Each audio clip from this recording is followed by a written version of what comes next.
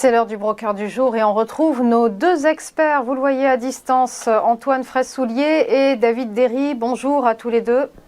Bonjour. Bonjour. Vous êtes analyste marché chez eToro et on va commencer avec vous, Antoine, par les market movers en Europe et commençons par évoquer le CAC 40, l'indice parisien qui en est à 2 semaines de repli consécutive entraîné par les menaces de récession et le durcissement monétaire qui sévit de la part des banques centrales. Conséquence, ça y est, on y est, le CAC 40 est en bear market. Oui, en effet. Alors, c'est vrai que le CAC 40 a connu une semaine très négative, pardon, la semaine dernière, avec une chute de quasiment 5% sur la semaine. C'est une des plus mauvaises semaines depuis le début de l'année. Alors, on a plusieurs facteurs négatifs. Déjà, vous l'avez rappelé, les banques centrales qui poursuivent leur politique restrictive. La Fed a augmenté ses taux de 75 points de base. On a également la Banque d'Angleterre qui a augmenté de 50 points de base. Et puis, la Banque nationale de Suisse également, qui est la dernière banque en Europe, banque centrale en Europe, à avoir augmenté ses taux pour les faire passer en territoire positif. Donc, c'est la fin des taux négatifs en Europe. Donc, ça, c'est acté. Ensuite, on a des craintes au niveau géopolitique, bien évidemment, avec la montée des tensions, et puis des craintes de récession. Donc, ça participe donc à un climat anxiogène sur les marchés. La panique, il semble que la panique s'empare des investisseurs avec une volatilité qui a nettement augmenté. Alors, si on regarde maintenant de plus près le CAC 40, on voit que on a testé les plus bas annuels, on les a même enfoncés brièvement lors de la séance de vendredi, puisqu'on a fait 5730 points. Donc, c'est les plus bas annuels. On rebondit un petit peu là maintenant depuis le début de la semaine. Ce qui est normal, c'est un rebond technique. Et surtout parce qu'on est sur un niveau de support majeur, niveau qu'on a testé à 3 reprises depuis le début de l'année. Alors maintenant, effectivement, bon, on pourrait avoir un petit rebond technique, mais la dynamique est vraiment négative. Donc maintenant, quels sont les prochains niveaux si on venait à casser ces 5750 à peu près, c'est la zone?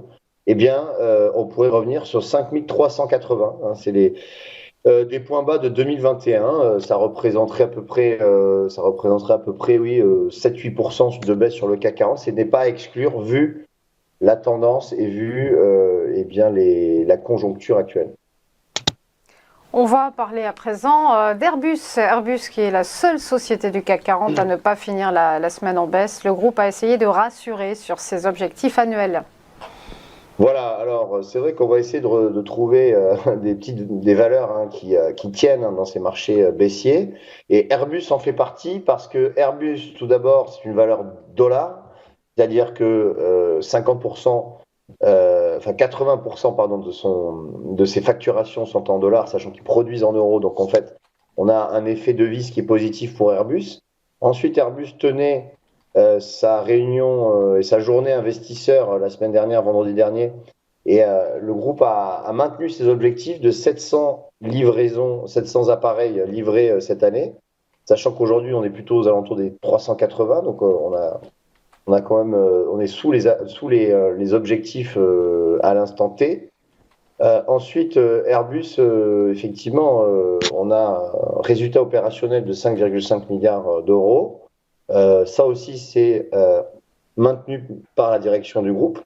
Et par conséquent, eh bien, ça a rassuré les investisseurs qui eh bien, n'ont pas vendu la valeur, on va dire, puisque le titre a fini en hausse de 0,5% sur la semaine.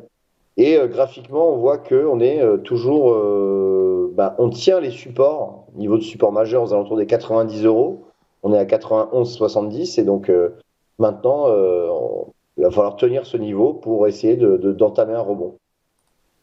On va enchaîner avec FDJ. Le groupe veut racheter The Turf pour pénétrer le marché des paris en ligne.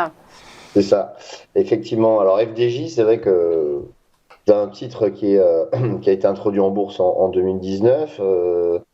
C'est une valeur qui a énormément monté en 2020 et en 2021, jusqu'à la mi-2021. Et depuis, on a effectivement une tendance baissière, comme vous pouvez le voir à l'écran, puisqu'on est dans un canal baissier depuis maintenant plus d'un an. Alors, c'est vrai que la tendance est baissière. Cependant, FDJ est considéré comme une valeur défensive. puisque le groupe est peu sensible au cycle économique, hein, toujours des revenus récurrents avec la mise des joueurs. Et avec cette acquisition The Turf, qui est le numéro 2 français dans les paris hippiques et surtout qui a un gros positionnement dans les paris en ligne, eh bien, c'est l'opportunité pour FDJ d'intégrer le marché des paris en ligne, là, un marché où FDJ est peu présent. Donc, c'est une manne, hein, qui pourrait correspondre à 800 millions d'euros. Donc, ce n'est pas rien. Et surtout, FDJ pourrait récupérer 20% du marché, hein, 20% des parts du marché du secteur des paris en ligne. Voilà. Sachant qu'FDJ a toujours le monopole, hein, dans tout ce qui est paris physique, enfin loterie, jeux de grattage, etc., dans les magasins physiques. Donc du coup, ça n'a pas permis au titre FDJ de beaucoup augmenter, hein. Même le titre a baissé la semaine dernière dans le siège des marchés. Ceci étant, on a le niveau des 30 euros ici, hein, 30 euros, qui est un niveau de support majeur qui pourrait être tenu à suivre, mais c'est vrai qu'FDJ est toujours dans une tendance baissière.